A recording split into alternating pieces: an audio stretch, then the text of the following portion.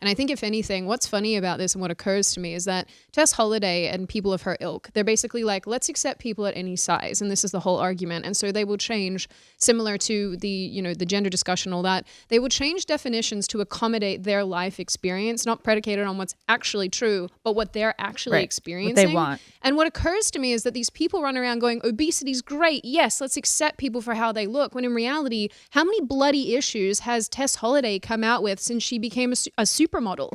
Now she's got anorexia, then she has depression, then she can't get fit. Like every single time you turn around, this girl has some new issue that she's talking about on television, on her Instagram, wherever. And it goes to show when you are on either end of the spectrum, whether it be you're super anorexic and very thin and very unhealthy, or you're super overweight, you have problems. Why are we normalizing any of this? It really pisses me off. It really pisses me off. Well, there's a term for it. So Eugenia Cooney, the really thin one, she has anorexia, but what Tess has and a lot of bodybuilders have what they call, it's called bigorexia. Bigorexia, yeah. Where they want to be as big. I know, it sounds goofy as hell. It's a form of body dysmorphia. Yeah. It's a form of body dysmorphia. Yeah. It's a true thing. It's body dysmorphia. Yeah, it's real. It's jacked, yeah. I mean, obviously it's real. I mean, you don't get to 600 pounds, or I don't know how big she is, but 480 pounds, whatever, unless you want to be big. Because even like we were talking about earlier, she has to eat in excess of 8,000 calories a day. I mean, she has to. You don't get that big. A lot of these people have underlying issues. You find with most of them, they've been molested as a youth. Like they've had some sort of traumatizing issue where they're literally creating a physical barrier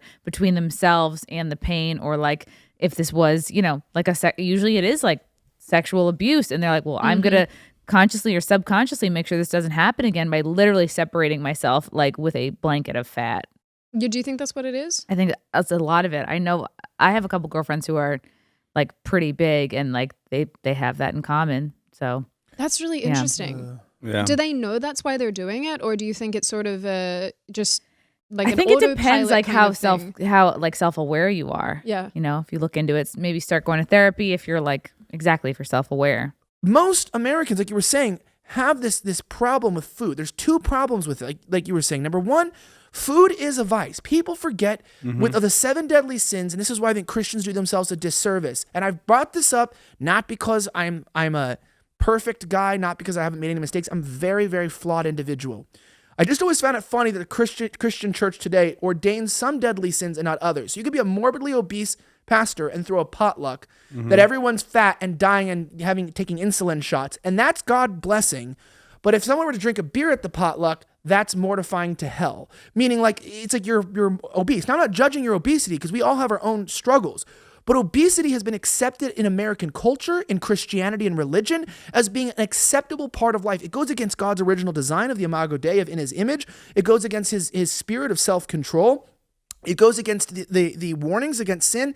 And of course, it even warns about the gluttonous person being unruly and having problems. We are a nation who's gotten fat. So it's like it's a spiritual crisis in our country with no respect for the body, no respect for your life, no understanding of the value of it and the need to be an example. And on the other hand, like you said, food has become a culturally accepted vice. That it's like, if you walk around and you tell people like, oh, I like to drink every day, a lot, everyone's gonna be like, some people are going to judge you, half the people in the room. If you walk around saying, dude, honestly, I like to go to sex clubs on the weekend and just like, you like that one guy, have 4 people. Heartfelt. Fuck me from behind and pee on me. You're going to go, we even watch and are like, whoa, those are all vices. Those are all can be tied into deadly sins. But if you walk around today fat, no one even thinks you're that fat because you're not Tess Holliday, because we see fatter people. Most people are fat. You're literally dying. You are the ones who caused the pandemic. Not only will the Christians not judge you, not only like no religion's going to judge you, no politician's going to judge you, your cultural will not shame you. Victoria's Secret welcomes you. No. So you are like, it's this perfect vice,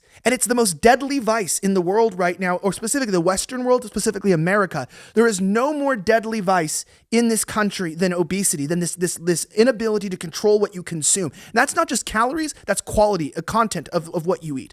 And it's like, it's so scary. And nobody talks about it because it's like porn, where it's like, it's hard for churches to really talk about porn because the pastor's jacking off to it too. Yeah. And so there's like really, really how many doctors vices. Are so fat? That's what I'm saying. It's a difficult vice for a doctor to look at you and I and be like, dude, you are fat and you need to lose weight. You need to get healthy because you're going to die young when they're fat. It's like telling you to stop smoking while they smoke. Like, it's hard to have a good society that lives in hypocrisy. If you enjoyed this video, hit like and subscribe to our channel so you'll be sure to see similar videos from Blaze TV with the added bonus of signaling YouTube that your voice and opinion still matters. And if you're looking for more great conservative content, check out one of the 2 videos suggested here.